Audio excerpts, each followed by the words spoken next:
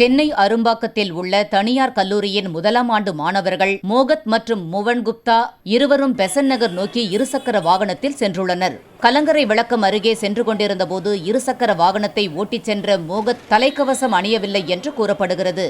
அப்போது பணியில் இருந்த போக்குவரத்து ஆய்வாளர் பாண்டியன், காவலர் சாம் வெஸ்லிதாஸ் ஆகிய இருவரும் இருசக்கர வாகனத்தில் சென்ற மாணவர்களை சாலையின் குறுக்கே மறித்து பிடிக்க முயன்றுள்ளனர்.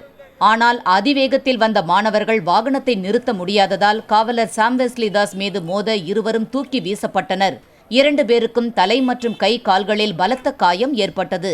இச்சம்பவத்தை பார்த்த வாகன ஓட்டிகள் போக்குவரத்து போலீசார் விரட்டி பிடிக்க முயன்றதால்தான் விபத்து ஏற்பட்டதாக கூறி கடும் வாக்குவாதத்தில் ஈடுபட்டனர்.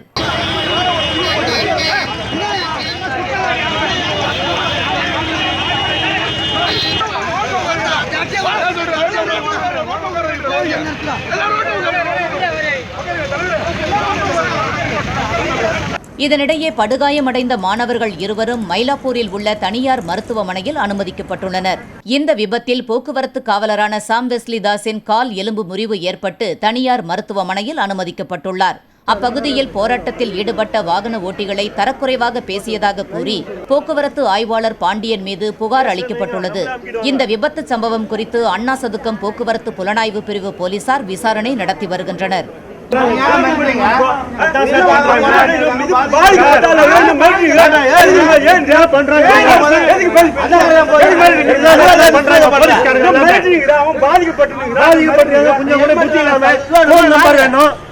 இதேபோன்று கடந்த ஆண்டு கே நகரில் போக்குவரத்து விதிகளை மீறிச் சென்ற இளைஞர்களை விரட்டி பிடிக்க முயன்றபோது தவறி விழுந்த இளைஞர் ஒருவர் உயிரிழந்தார்.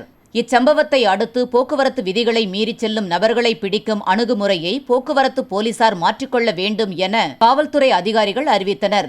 இருப்பினும் தினந்தோறும் ஒரு போக்குவரத்து காவலர் ஒருவர் தலைக்கவசம் அணியாமல் செல்லும் நபர்கள் மீது சுமார் 40 வழக்குகள் பதிய வேண்டும் என்ற உயர் அதிகாரிகளின் நிர்பந்தத்தால்தான் இதுபோன்ற சம்பவங்கள் நடைபெறுவதாகவும் கூறப்படுகிறது.